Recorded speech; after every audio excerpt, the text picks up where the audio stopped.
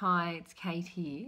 One of the other themes that I wanted to share with everybody out there was the sacredness of the journey for a woman in terms of mastering the flow of her emotional body and the importance of that. I think these days I see a lot of people focusing on unexpressed and stored trauma that's held in the body, which is, sometimes a sole focus for people to constantly unlock their trauma and then go through a transformation, and then the next thing they're unlocking more trauma. And sometimes we can even become habituated in that way of always looking at ourselves as needing to resolve trauma.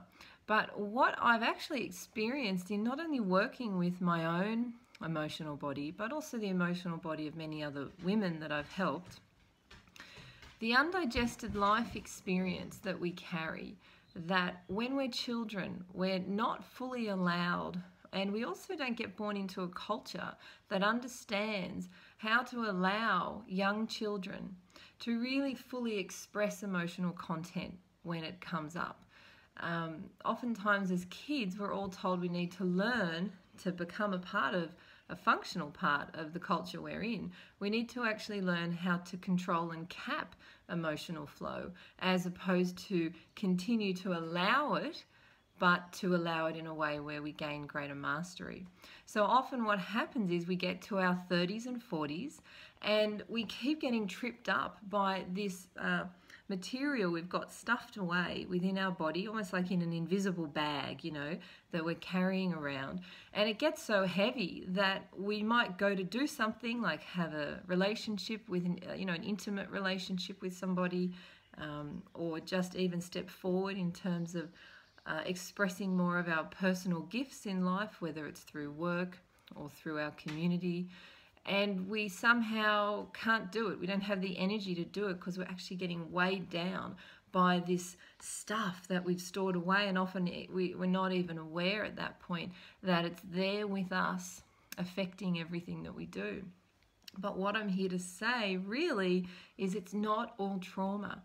A lot of the time, it's even just unexpressed passion and flow in the moment. If you look at any child, any little person, they're constantly just going from one exciting thing to the next, filled with their passion and directed by an innocent faith of just following this body felt interest in something that they're interested in.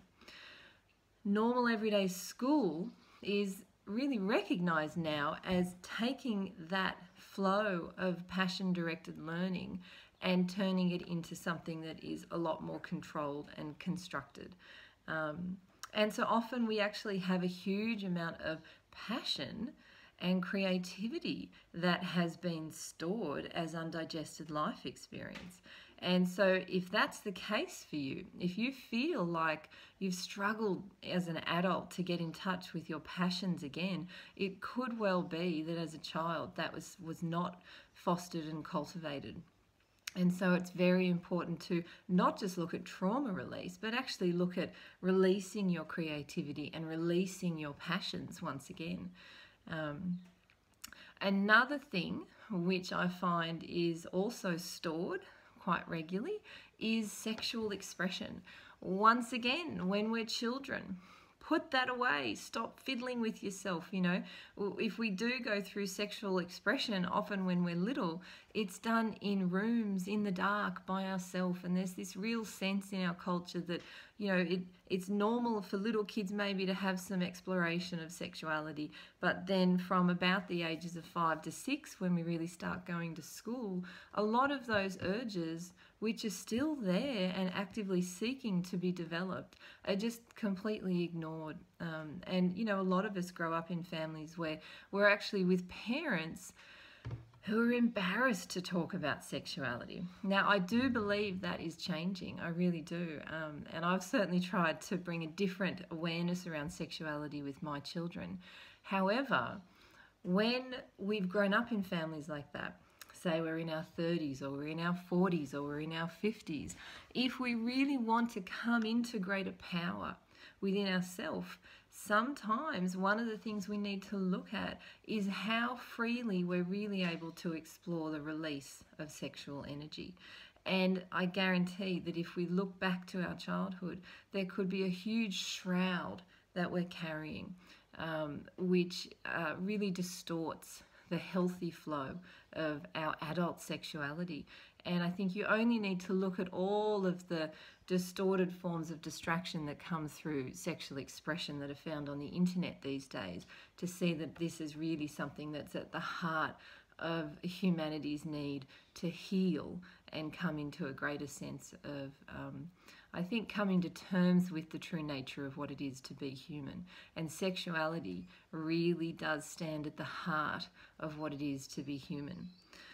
Life sustains herself through sexual act, whether there's animals in the forest, bugs or fishes in the ocean. We also have the need to have healthy sexual expression so that life can sustain herself. And if birth and sex stopped, life literally would stop for humankind as well. And yet for some reason we have these amazing contorted ideas about sexuality, and we often store unexpressed sexual desires.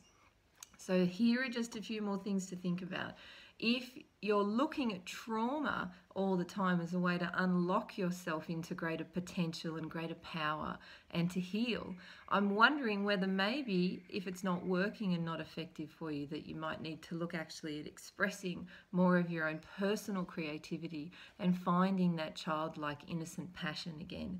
And then of course also looking at healthy ways to explore the release of your beautiful sexual nature and finding a beauty in that again and an innocence in that again, if that has been taken away from the experiences from childhood into adulthood.